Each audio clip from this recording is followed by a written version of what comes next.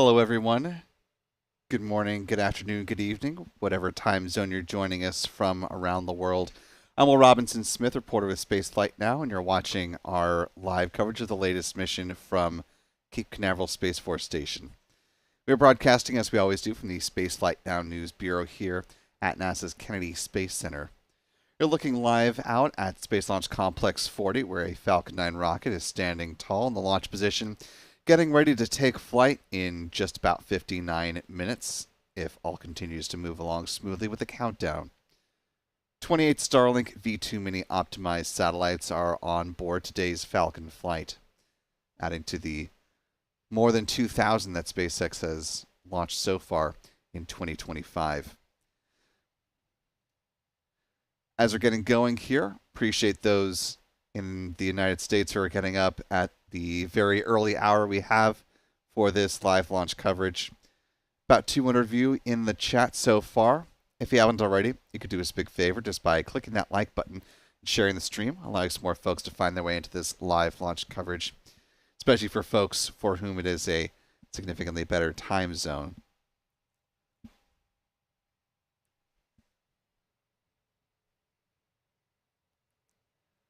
John Pisani is running the show from a technical perspective today. Spaceflight Now editor Stephen Young is off for this mission, taking some well-earned personal time.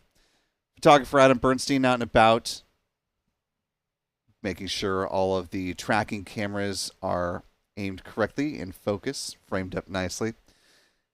If you're not following our full photographer suite, you can find them at their handles here on X. John is at John Pisani Photo. Adam is at Aburn NYC, and Michael Kane at MD Kane Jr.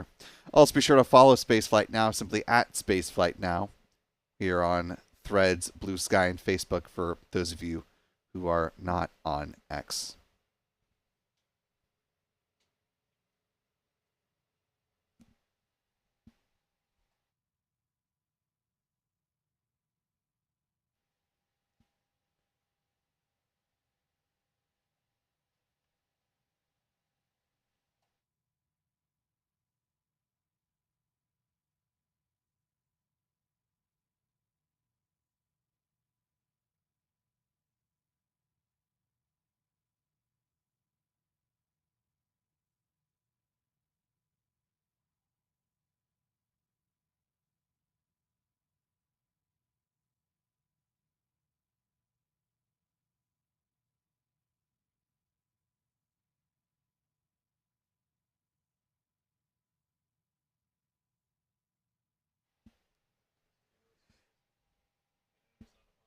We want to thank our wonderful channel member community for making this and all of our other live launch opportunities possible.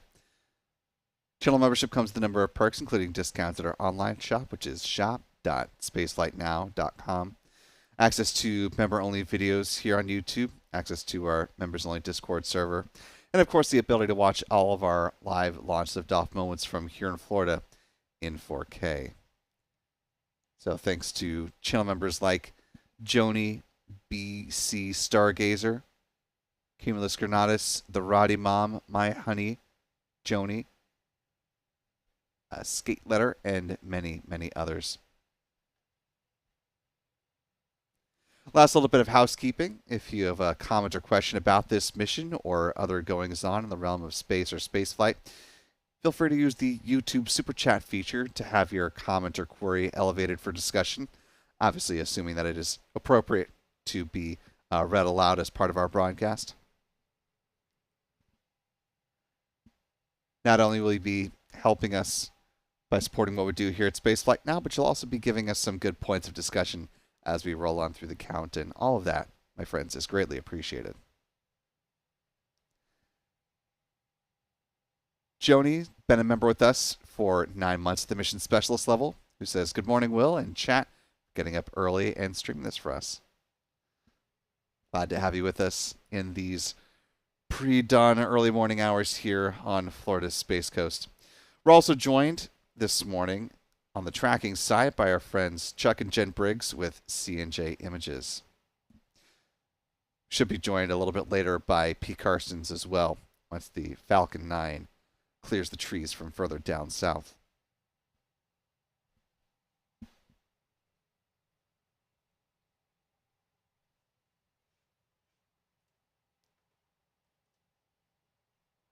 With yesterday's unfortunate weather scrub out at Vandenberg, things shuffled a little bit on the schedule, of course. So Starlink 10-61 next up to bat. This will be the 534th Falcon 9 rocket launch to date and the 117th of the year so far. In less than 20 minutes, SpaceX launch director is set to make the call on the start of prop load.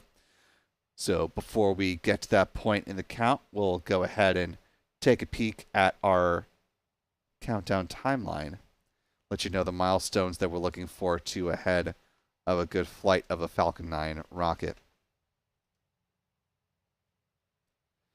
SpaceX does do their readiness poll electronically, so the T-minus 38-minute mark is sort of a general placeholder template. If they're ready ahead of that point, they can conduct their readiness poll and give the green light to say that they're good to progress into fueling. But tanking of the Falcon 9, regardless of when the readiness poll is conducted, that always starts at the T-minus 35-minute mark, with the loading of RP-1, which is a rocket-grade kerosene on board the rocket's first and second stages. At the same time, liquid oxygen begins loading on board the rocket's booster. 30 minutes out, the first stage cryogenic helium tanks are full. They start doing that cryo-helium load on the second stage as well a few minutes afterwards. That helium is important because it's used to pressurize the main propellant tanks during flight. 23 minutes out, second stage RP-1 loading wraps up. Then at T-minus 20 minutes and 50 seconds is when SpaceX starts to thermally condition the feed lines there at the pad.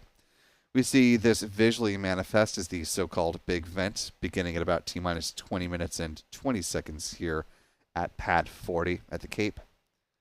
The vent lasts a little bit less than 4 minutes in duration, wrapping up at T-minus 16 minutes and 30 seconds, about half a minute ahead of second stage LOX load beginning to flow.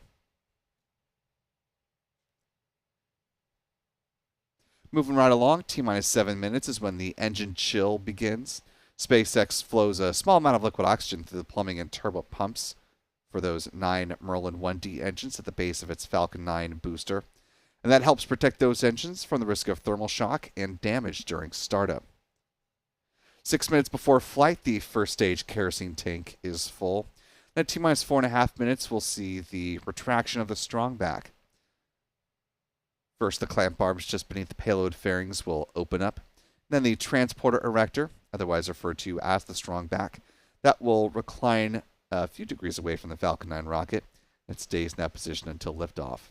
Then at that point, it'll pull back in a much more rapid fashion to clear the way for the vertical climb of that Falcon 9. 3 minutes before takeoff, the first stage liquid oxygen tank is full.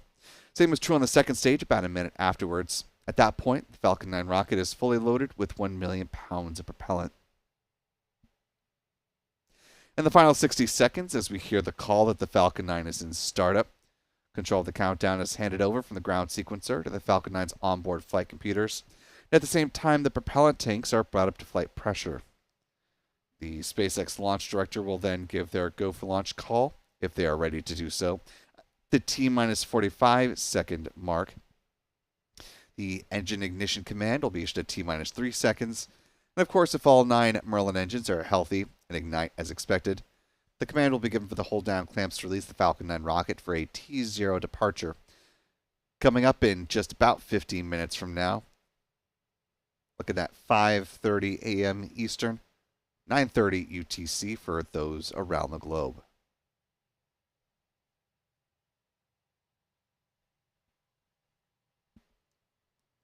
"50 minutes on the clock. I want to welcome in a new channel member, Virginia Ramirez, joining us with membership at the Pad Leader level. Welcome aboard, Virginia. We're glad to have you with us.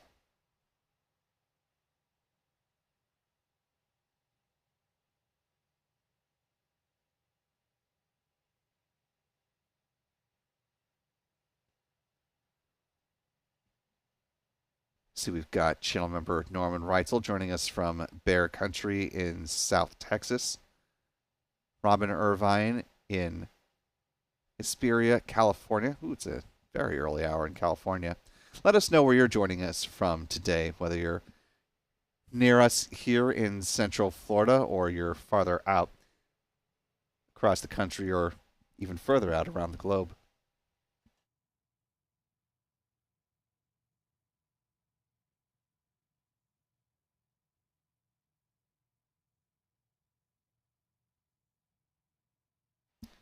Today's Falcon booster on tap is a fairly new one in the SpaceX fleet. Also a bit of an odd duck, given that it doesn't have the typical SpaceX lettering along the side of the booster, or the Falcon icon as well near the inner stage. This is B1092 in the SpaceX family of rocket boosters. It'll be making its 7th trip to space and back.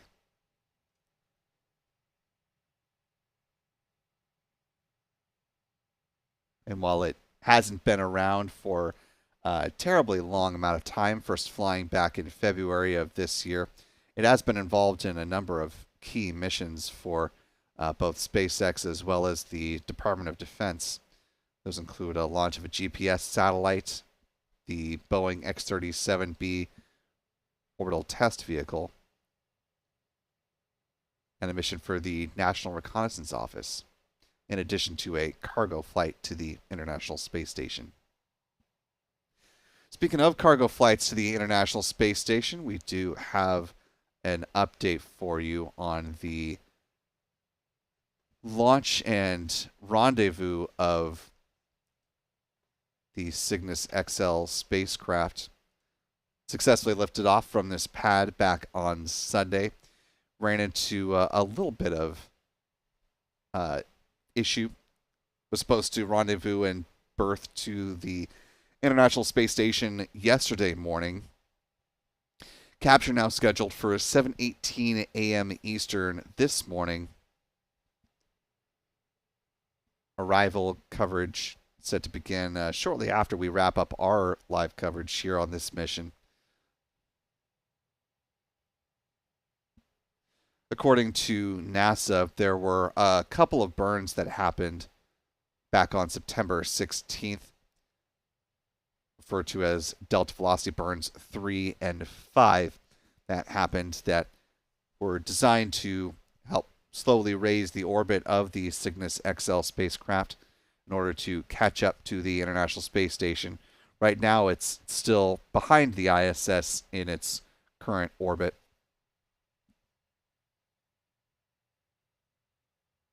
NASA says that the engines shut down early, and I'll quote them here, when an early warning system initiated a shutdown command and ended the main engine burn because of a conservative safeguard in these software settings, end quote.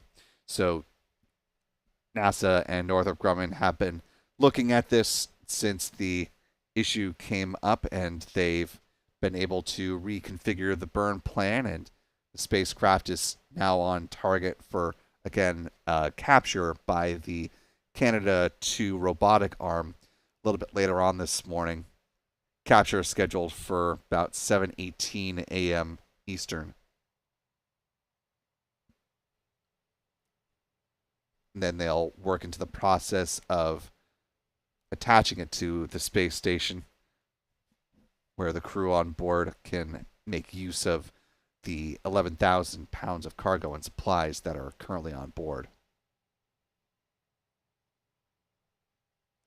The plan is for the Cygnus XL spacecraft to stay docked to the ISS, or stay berthed to the ISS, I should say, until sometime in the early to mid-spring time frame, around March or so. However, it will be briefly unberthed ahead of the arrival of the next crewed Soyuz flight to the Russian side of the space station.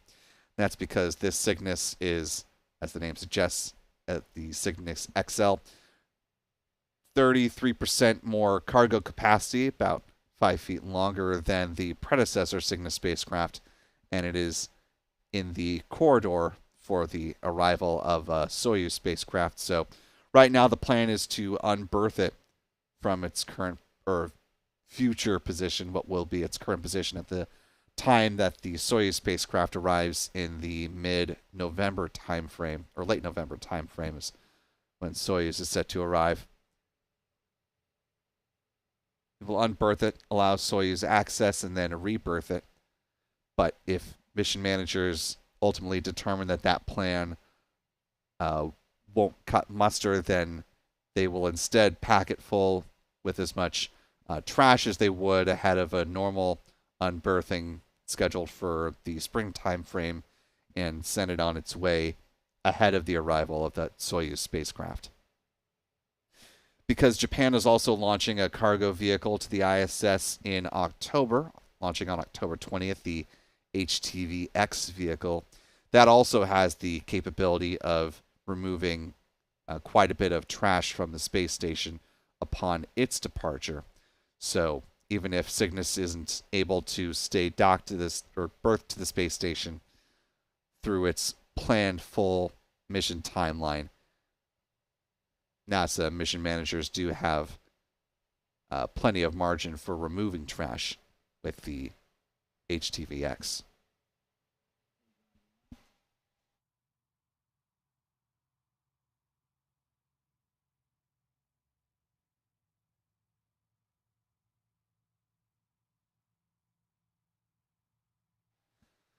Time now just under 43 minutes to go ahead of the flight of this Falcon 9 rocket with 28 Starlink V2 mini satellites on board. I want to thank Norman Reitzel for a $5 super chat.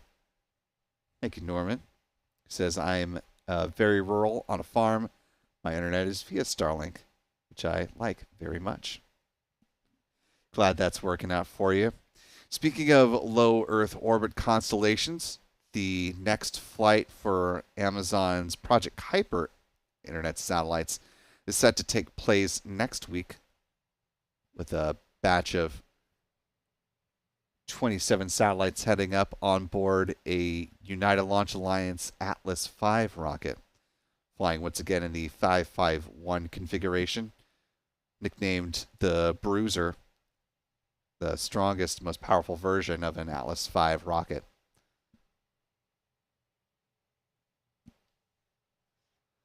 Of course, we'll have dedicated live coverage of that mission leading up to that.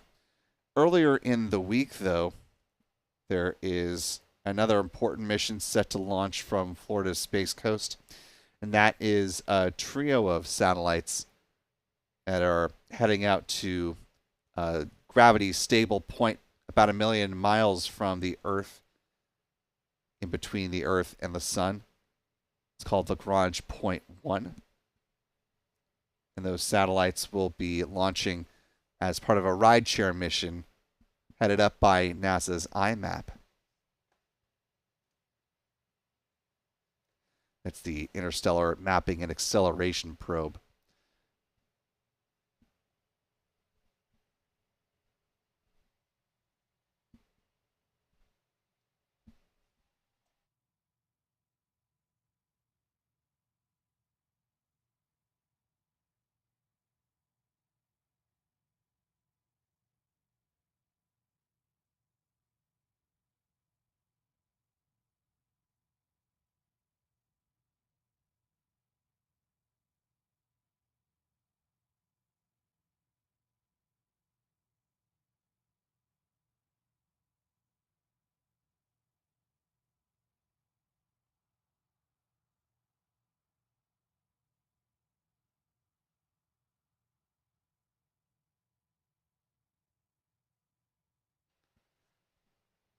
Yesterday, NASA shared this nifty video of the integration of the two rideshare payloads that are flying alongside IMAP.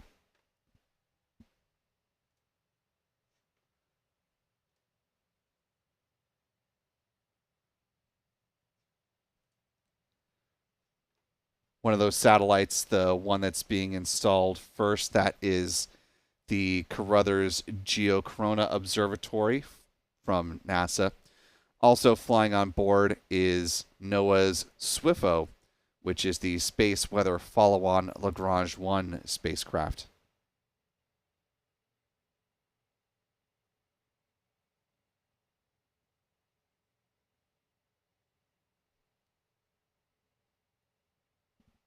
All three satellites are going to be operating at Lagrange point 1, and will take a few months to get out to that point.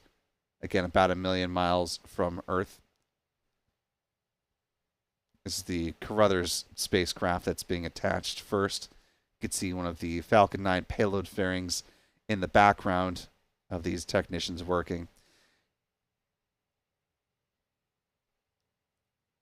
I'll preempt this time lapse by saying we don't fully know why, or not fully, we don't know why they decided to blur out the Falcon fairing at that point in the video. It doesn't seem like there's anything proprietary that just suddenly pops up in the fairing, but we're also not the ones who created this time lapse, so hard to say with 100% certainty. Here's the technicians attaching the SWIFO L1 spacecraft onto the adapter, the payload adapter, and next up will be the addition of the IMAP, which will sit in the top spot. Again, this mission's set to launch in the early morning hours of September 23rd. Of course, we'll have dedicated live coverage of this mission leading up to it. We'll also have some videos going out here on the YouTube channel in the run-up, so you can learn more about the spacecraft that are flying on board this IMAP rideshare. The first of those is already up on the channel. It's a look at the SWIFO L1 spacecraft from NOAA.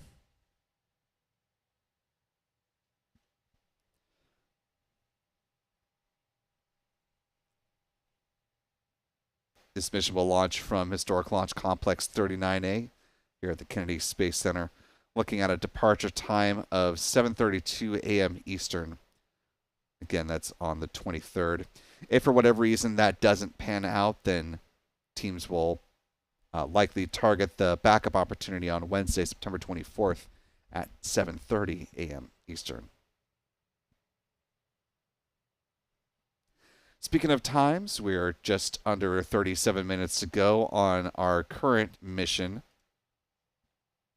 the Starlink 10-61 flight, getting ready to hopefully depart just a little more than a half an hour from now. At this point in the countdown, the SpaceX launch director should have made the call on the start of prop load for today's mission. And assuming they did give a good go-ahead, fueling of the Falcon 9 will begin in about a minute and a half.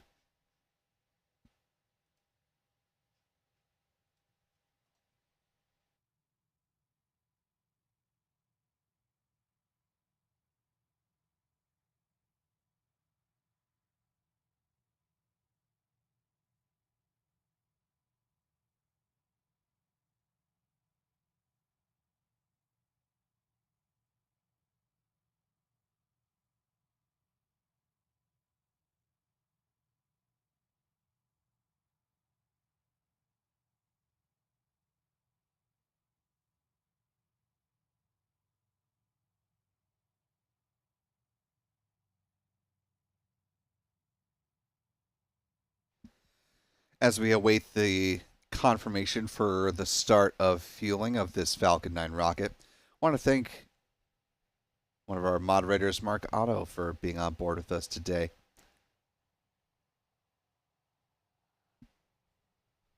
Appreciate you being up early with us, Mark, who says, still trying to wake up, coffee still brewing. Believe you me, we know the feeling here.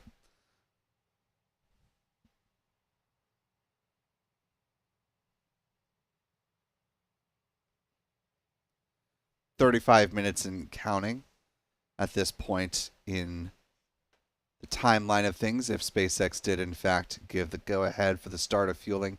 Tanking of the Falcon 9 rocket is now underway. Let's punch in a little closer where you can see the base of the Falcon first stage booster. my normal reference point to you all, unfortunately, is not there with as much specificity, given that there's no SpaceX lettering on this particular Falcon booster. But if you do look a little bit north of where you see, if you start at the bottom of your screen and go up, there's a point in which the gradient does change pretty starkly on the Falcon booster. It's right at that point where we should start to see a frost line form and a little bit of vapor in that region of the rocket as well, as the super cold densified liquid oxygen begins to flow on board the LOX tank.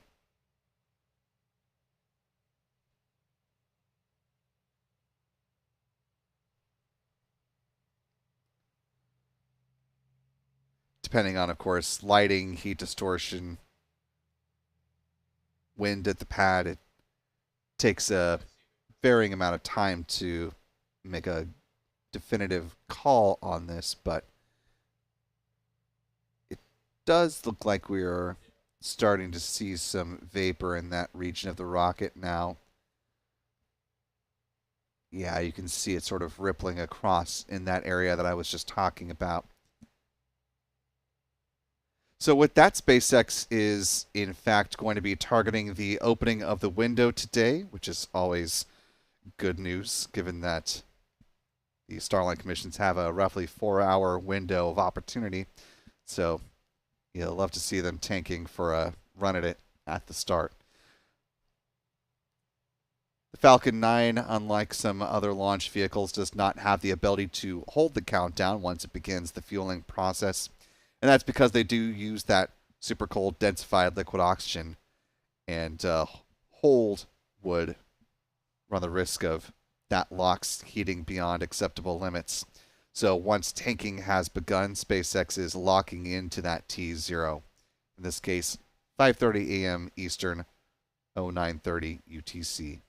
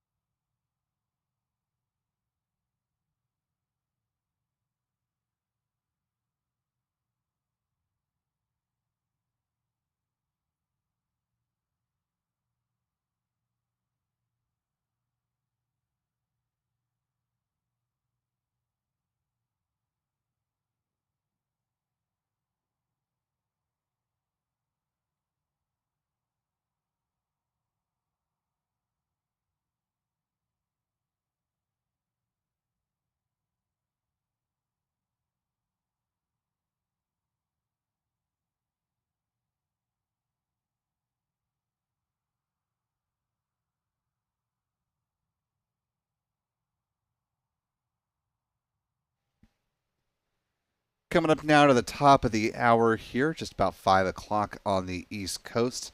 Roughly 30 minutes to go now ahead of the flight of this Falcon 9 rocket. If you're just now joining us, you're watching Spaceflight Now's live coverage of the Starlink 10-61 mission, a batch of 28 Starlink V2 mini satellites getting ready to take to the skies over Florida's Space Coast on their way to a polar low Earth orbit. If you haven't already, you could do us a big favor to the nearly 470 of you.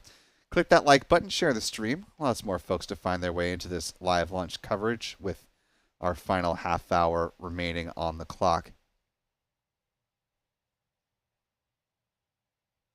Also want to thank Parker Isaacson for a $5 super chat this early morning. Parker says, good morning from Launch Complex 39A from the Starship Tower Pipe Cruise, which is very cool. Got a great view from the pad tonight while on the night shift. Hope all is going well out there at LC39A. It's going to be quite an important pad, not that it hasn't already been over the long legacy of that particular launch site, but of course, once the environmental approvals have wrapped up and Starship is allowed to start flying from that pad, it's going to take on a whole new level of importance for SpaceX, in addition to all the work that it has done for the company so far.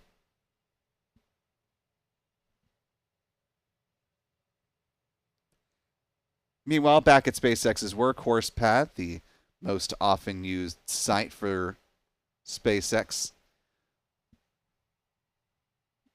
Right now, teams are loading cryogenic helium onto the pressure vessels for the Falcon 9's first stage. They'll do the same on the second stage in the next couple of minutes here. That helium will be used to pressurize the main propellant tanks during flight.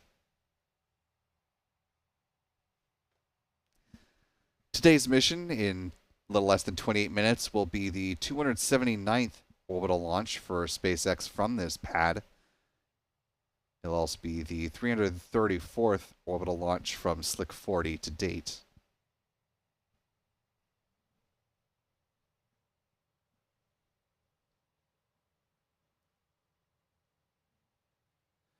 I briefly touched on the flight history for this first stage booster a little bit earlier in the broadcast, but let's go ahead and take a moment to talk about that with a little bit more detail.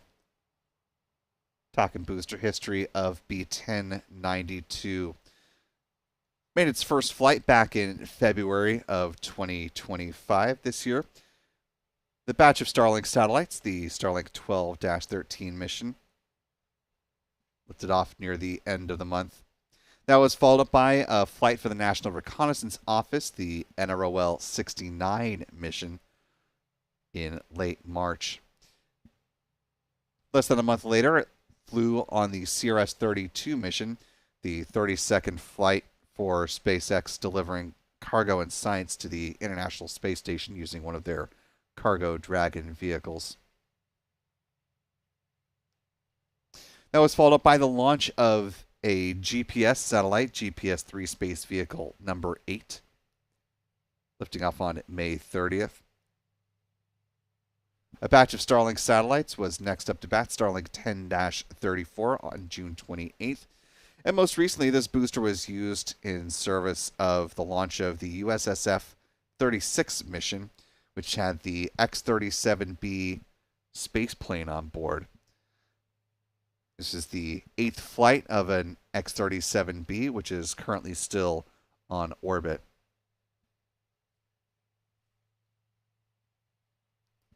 Not the most recent mission, but the mission before that was the longest flight of an X-37B at more than 900 days.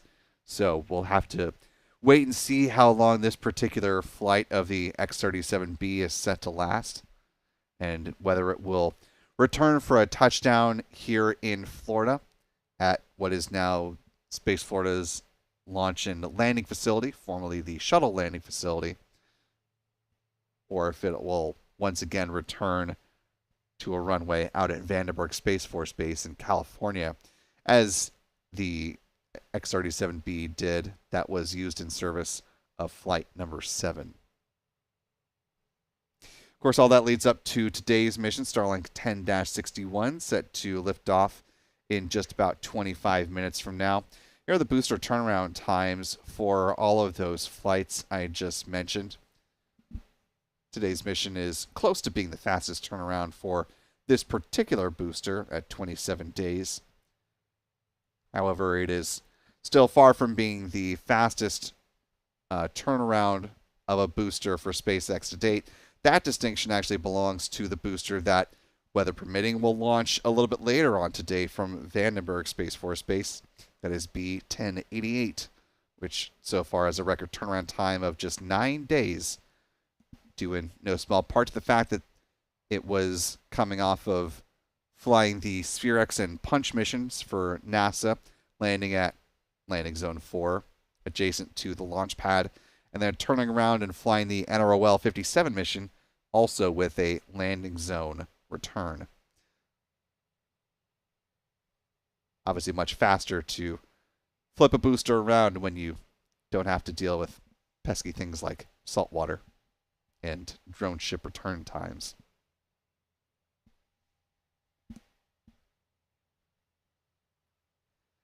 Of course, SpaceX's fleet of 3 drone ships in operation right now are certainly how they are able to launch with the cadence that they do with their Starlink satellites. The booster recovery vessel on tap today, the drone ship, is called Just Read the Instructions, set to make its 136th recovery. The booster landing about 8.5 minutes post liftoff.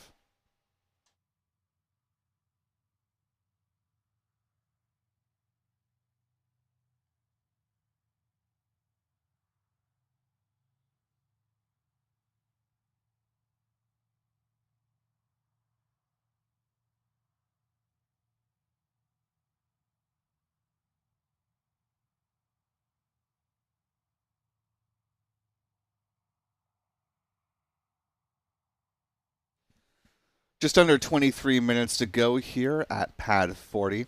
SpaceX gearing up for the so-called big vent as they thermally condition the feed lines there at the pad. But of course, Slick 40 isn't the only active pad where you've got a rocket getting ready for a testing campaign.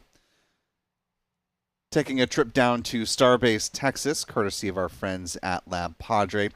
You can see there the ship upper stage for Flight 11 is now securely set on the orbital launch mount out at Pad A ahead of its testing campaign.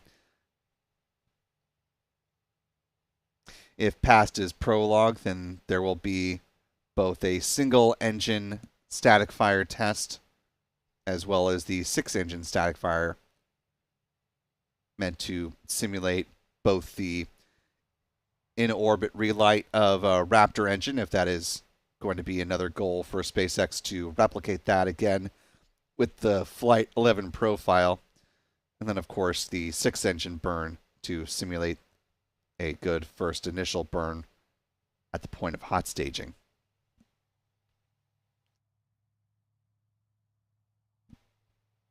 You can always keep tabs on what's happening down at Starbase as well as Launch Complex 39A at our 24/7 live stream, Launchpad Live.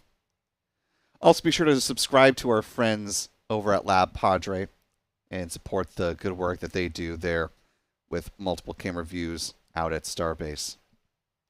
Also, if you haven't already, be sure to hit the subscribe button here on our YouTube channel. Certainly appreciate the support.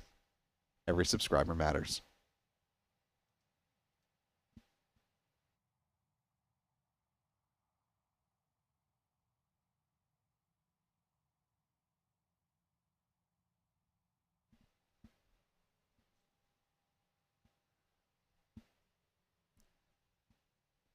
We've got just about 378,000 subscribers right now. Love to see how close we can get to 400,000 before the year's out. I think we can get there. Speaking of getting there, the big vent now has arrived, kicking off right on schedule. This vent occurs as SpaceX is thermally conditioning the feed lines there at the pad prior to second stage liquid oxygen load. This vent will last about 4 minutes, just a little less than 4 minutes in duration.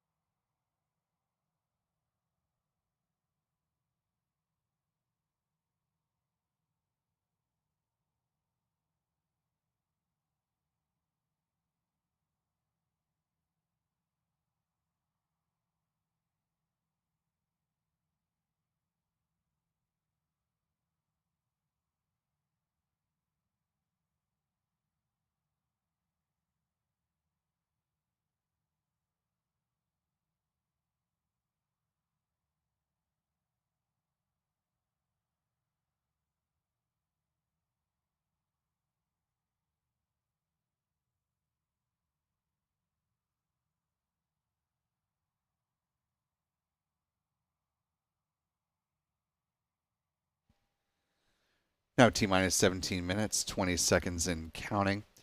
Less than a minute remaining on this big vent. Second stage liquid oxygen load set to begin at the T-minus 16-minute mark.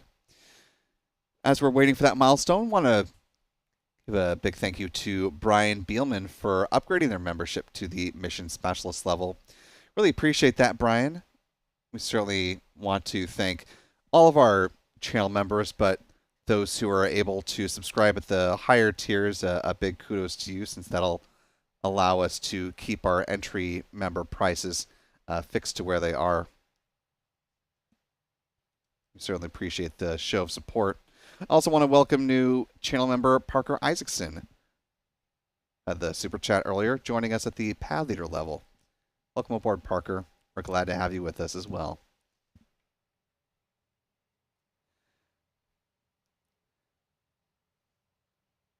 A little less than 16 and a half minutes remaining on the clock. The big vent has wrapped up, and that LOX is about to flow on board the second stage here in starting less than 10 seconds.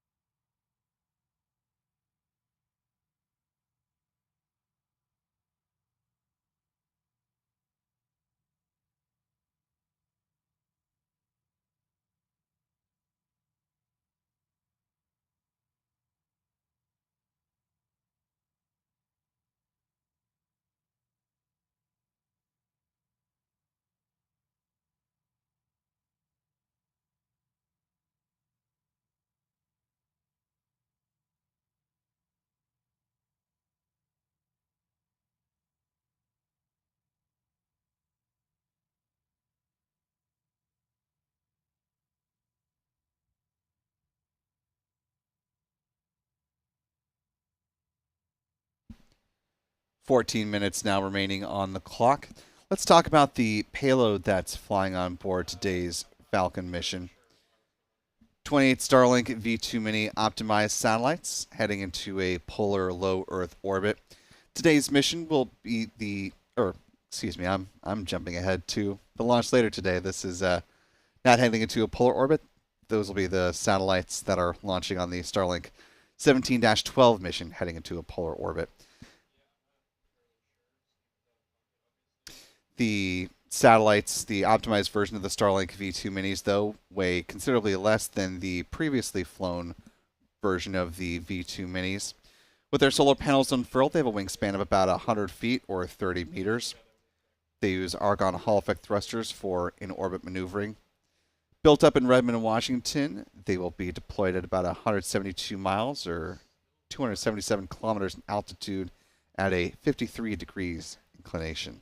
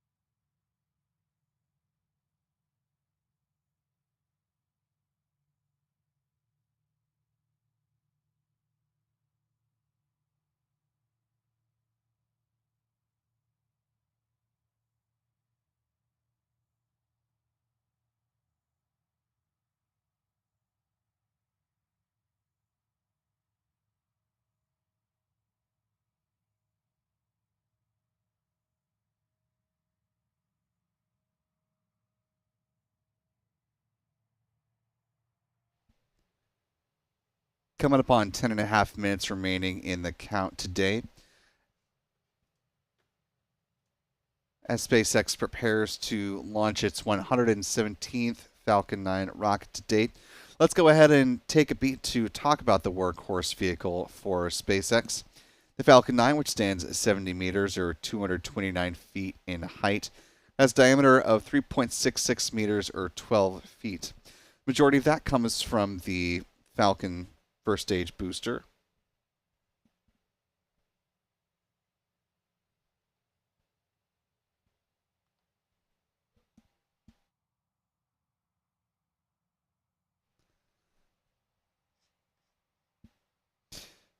For those of you not with us earlier in the broadcast, this is tail number B1092, which is going to be making its 7th trip to space today.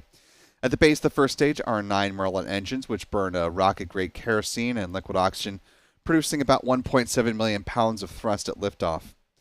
Around the engine compartment, you can see the black carbon fiber landing legs that will be used to land the booster on the drone ship called Just Read the Instructions. Above the first stage is the rocket's inner stage. This is a composite structure which consists of an aluminum honeycomb core that is surrounded by carbon fiber. In the image on the right-hand side of your screen, you can see the deployable hypersonic grid fins. These are titanium winglets that provide stability and steering for the Falcon 9 as it comes back through the atmosphere. Tail first like a big old dart heading towards the drone ship. At the top of the inner stage are 3 mechanical latches that attach the rocket's second stage. And at first stage, main engine cutoff, high-pressure helium is used to release those latches, and 4 pneumatic pushers ensure a clean separation. Also, the second stage engine nozzle is housed inside the inner stage adapter until stage separation. Speaking of the rocket's upper stage, it's powered by a single modified Merlin engine, referred to as a Merlin vacuum engine or an MVAC engine, since it does feature that larger nozzle, which is optimized for burns in the vacuum of space. As is the case with all other Starlink missions, it will be fired twice ahead of deployment of those Starlink V2 mini satellites, helping to place them in their intended orbit. Like with the first stage, the upper stage of the Falcon 9 burns the same propellant mix, being RP1 and LOX. Following Starlink deployment, a little more than an hour and 2 minutes into the flight today, there will be a third and final burn, which will deorbit the upper stage, driving it back into the atmosphere where it's designed to burn up and help eliminate the risk of creating unnecessary space debris on this mission. Finally, at the top of the Falcon 9 stack are the payload fairings that currently encapsulate these 28 Starlink satellites. The fairings are made up of a carbon composite material and stand at 13.1 meters or 43 feet in height and are 5.2 meters or 17.1 feet in diameter. The 2 fairing halves are intended to be recovered after they splash down a little bit further downrange from the drone ship. They will be brought aboard a SpaceX recovery vessel, brought back through Port Canaveral, and then off to the Hangar X site here at the Kennedy Space Center, where they will be refurbished and turned around for future missions.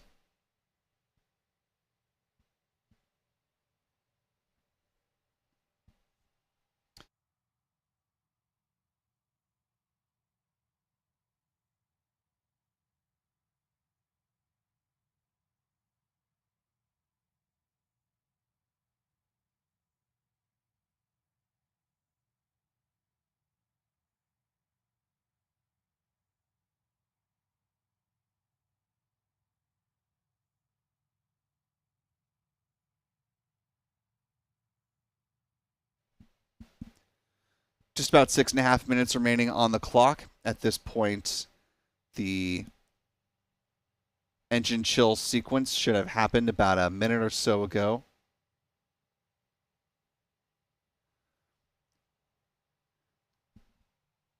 And in the next few seconds, the first stage RP1 tank should be full. Before we go ahead and get pad level views of the Falcon 9 rocket, let's go ahead and talk about where it's going to be flying once it does leave the pad. Talk a little trajectory. Upon departure from Space Launch Complex 40 here at Cape Canaveral Space Force Station, the Falcon 9 is set to fly in a northeasterly trajectory heading away from Florida's Space Coast.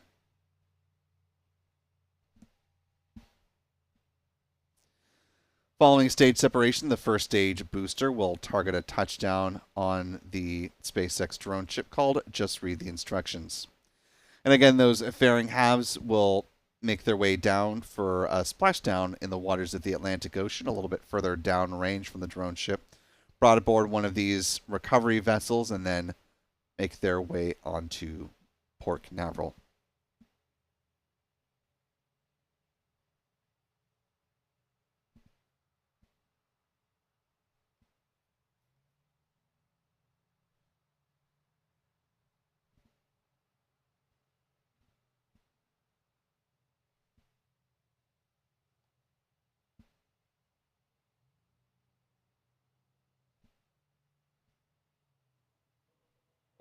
Falcon 9 tanks are pressurizing for strong back retract.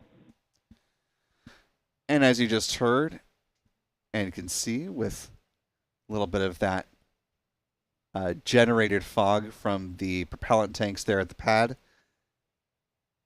Falcon 9 is getting ready to pull back its strong back structure.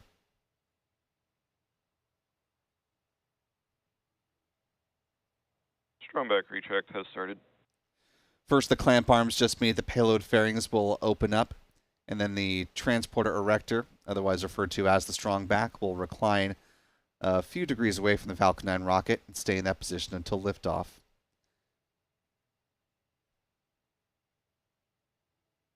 You can see those clamp arms now loosening their grip on the Falcon 9 upper stage, and that transporter erector will soon start its recline away from the rocket slowly.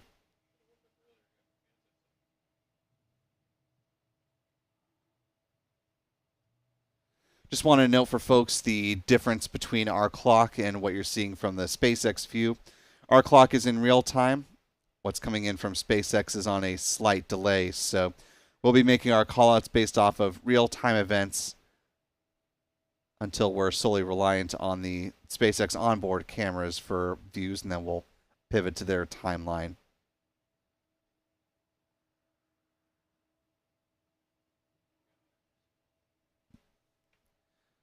T-minus 3 minutes and counting. At this point, the first stage liquid oxygen tank should be full.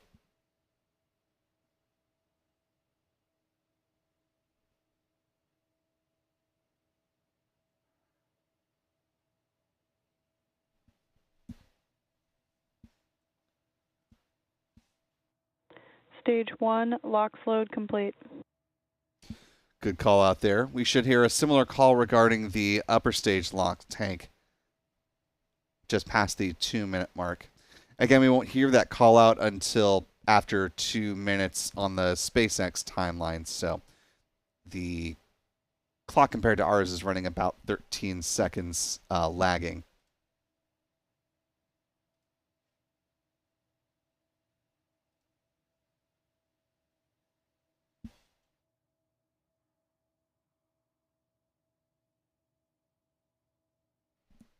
Two minutes and counting.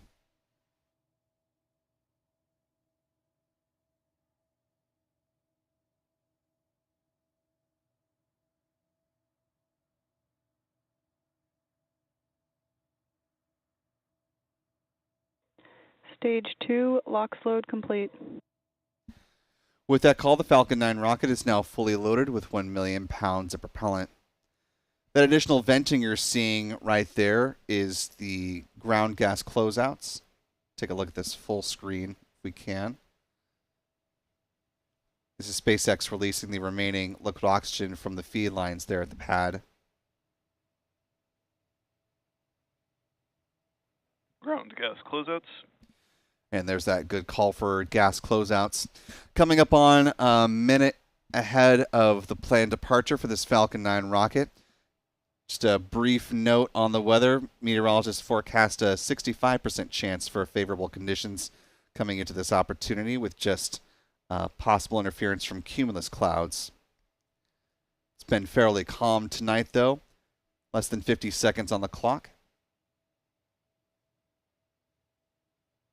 Falcon 9 is in startup.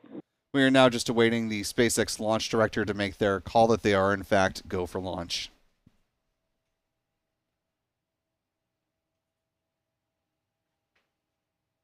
Launch director, go for launch. And with that good call, we are now less than 30 seconds away from the planned liftoff of this Falcon 9 rocket from Pad 40. 15 seconds. And here we go. In 10, 9, 8, 7, 6, 5, 4, 3, 2, 1. Engine ignition. And liftoff. Liftoff of the Starlink 10-61 mission. Falcon 9 has now cleared the towers.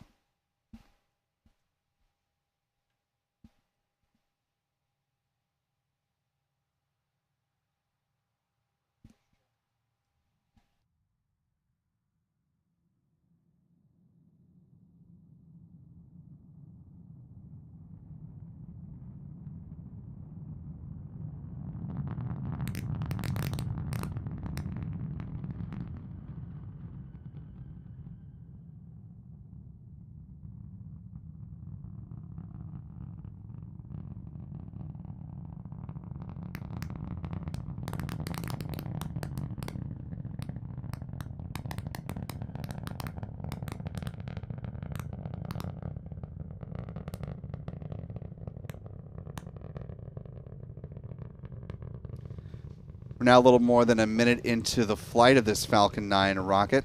Coming up on max Q, the point of greatest aerodynamic pressure on the vehicle.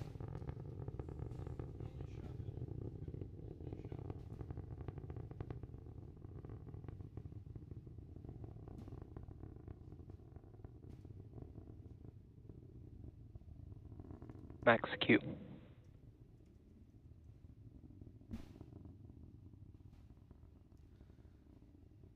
Now through max Q, the rocket is throttling up. Coming up to engine chill, where SpaceX will thermally condition the Merlin vacuum engine on the upper stage. MVAC chill has started. Good call there. We're now coming up to a few events in fairly rapid succession.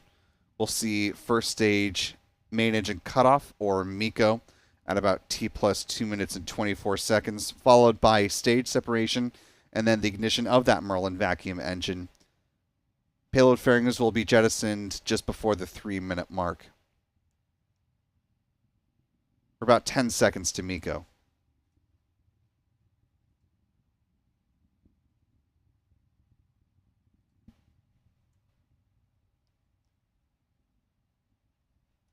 MECO. Stage separation.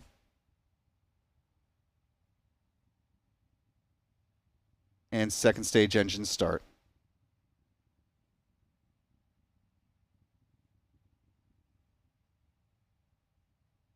Main engine cutoff. Stage separation confirmed. Good onboard camera views MVAC startup. of the Falcon 9 rocket, and those milestones. Cutting back to our live camera views here, you can see the payload fairings have been jettisoned. And a really nice view of that upper stage there. Come back and see the onboard camera view of that. Fairing separation confirmed. And a good view of those 28 Starlink V2 mini satellites. Those fairing halves will be recovered a little bit further downrange from the drone ship, where the booster is now currently aiming.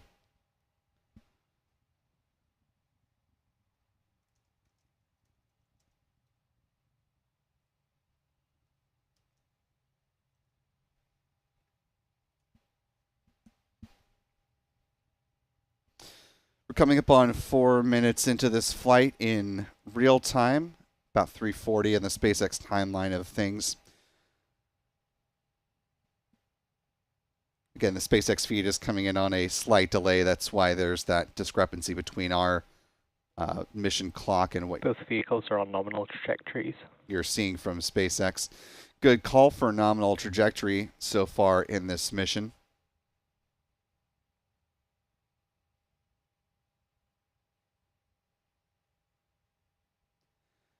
See the Falcon first stage booster continuing to climb. Hasn't quite reached its apogee just yet, although it looks like it might be topping out right about now at an altitude of 114 kilometers.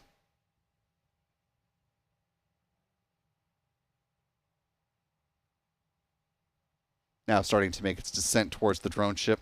Just read the instructions.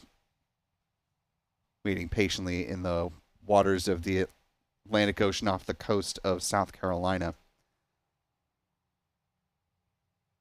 Roughly 5 minutes into the mission now. Coming up next will be the start of the 3-engine entry burn. Using 3 out of the 9 Merlin engines at the base of the Falcon booster to begin to dramatically slow that vehicle down in preparation for a soft landing on the drone ship. That burn will last less than 30 seconds in total. There's a view up through the inner stage on the left-hand side of your screen. Good views of the Merlin vacuum engine on the right.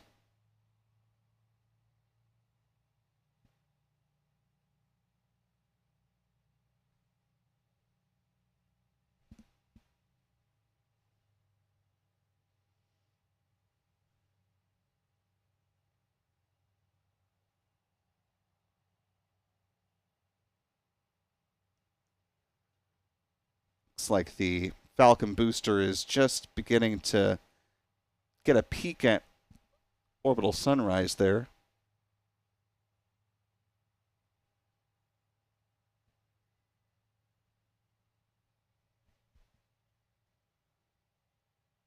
First stage entry burn set to begin in less than 10 seconds on the SpaceX timeline. Stage 1 entry burn startup.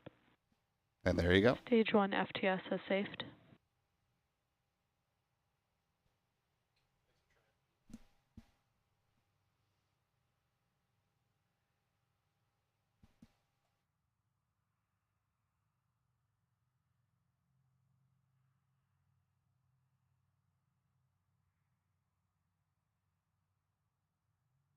Stage 1 entry burn shutdown. And with the conclusion of that entry burn, SpaceX now turns to the start of the landing burn, coming up right at about the T plus 8 minute mark.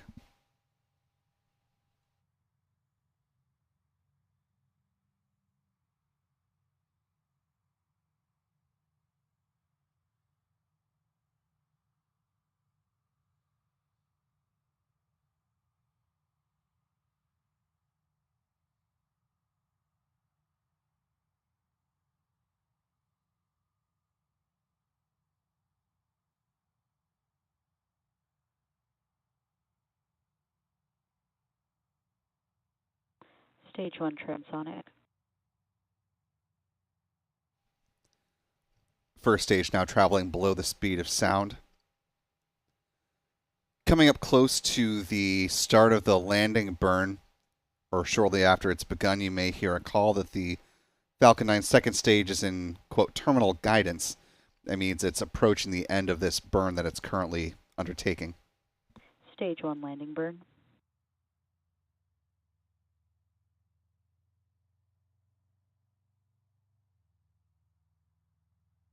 Stage 2 terminal guidance.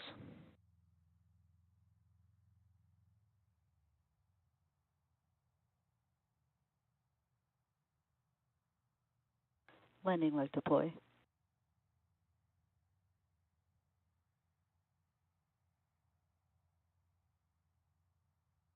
Stage 1 landing confirmed. Stage 2 FTS has saved.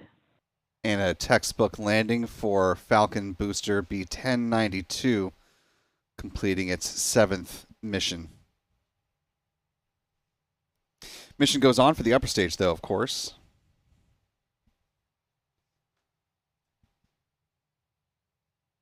MVAC shutdown.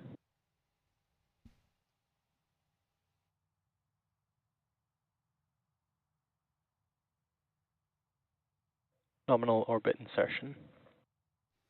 And a good confirmation of that nominal orbit. This parking orbit now, where the upper stage will coast, creeping into the light of an orbital sunrise. It'll coast until about T plus 54 minutes and 56 seconds. There will be a brief 1-second burn to circularize the orbit, and then the Starlink satellites will be released at about T plus 1 hour, 4 minutes, and 18 seconds post liftoff. A very smooth mission for SpaceX today. The clouds made things a little tricky on the tracking front, so appreciate all the crews out in the field for doing their level best on this one. Only so much you can do when cumulus clouds come out to play. Turning now to our mission stats as they currently stand, but briefly do want to thank a couple folks in the live chat. Our thanks to channel member Brian Beelman for a $3 super chat. Thank you, Brian. Also thanks to Renee Authentic for a very generous $20 super chat. Thank you, Renee, who says, beautiful. Love this coverage in downtown Orlando. I can see it clearly in my backyard. Well, it's good to hear that the clouds didn't stop the views from further in Central Florida. I know it can be certainly tricky sometimes, but it's always wonderful to hear that people can see the launch with their own eyes. If you were further uphill and did happen to catch the Falcon 9 rocket, we'd love to see what you saw from your vantage point. Be sure to tag us on social media. You can find us on X, Threads, Blue Sky, and Facebook, simply at the handle @Spaceflight Now. Moving to our mission stats as they currently stand. This was the 7th flight of the Falcon 9 first stage booster with the tail number 1092.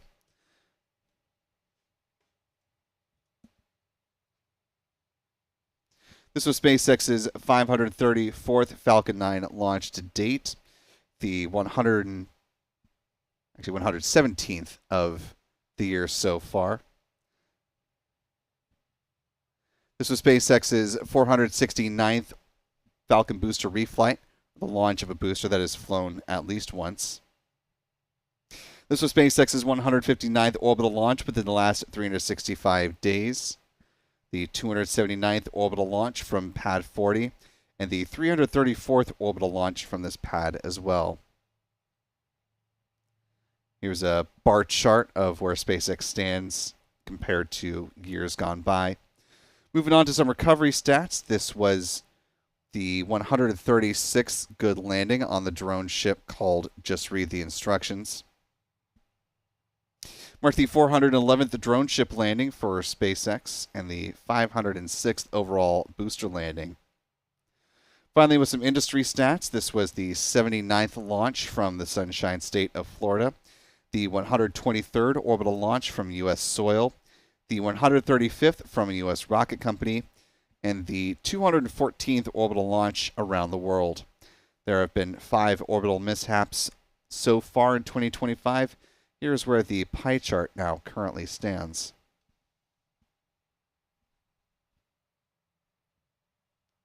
As a reminder, because of the weather scrub less than a minute prior to the planned liftoff from Vandenberg, SpaceX does have one more mission on tap today, the planned launch of Starlink 17-12, with liftoff no earlier than 8:41 a.m. Pacific, 11:41 a.m. Eastern, 15:41 UTC. We'll have live coverage of that mission beginning about 30 minutes prior to that T0 departure time, so be sure to hit that subscribe button, ring that bell icon so you're notified when we do start that live coverage. And we will, of course, update you on our social channels if SpaceX does make any further adjustments to that launch time. I want to thank our friends Pete Karstens with Max Q Productions and Chuck and Jen Briggs for being on standby, helping with tracking as best was possible given the cloud covers. Big thanks to our photography team overall, and to John Pisani for running the show from behind the technical operations side of things. You can follow our photographers at their handles that you see here on your screen on X.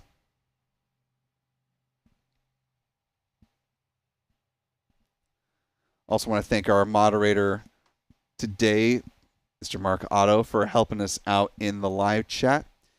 Most of all, though, I want to thank you for wherever you've been watching from. Certainly appreciate your time and attention, and we look forward to welcoming you back here when next we have a mission to cover. For all of us here at Spaceflight Now, I'm Will Robinson Smith. Remember, be good to yourselves, be good to others. We will see you next time, folks, and until then, bye-bye.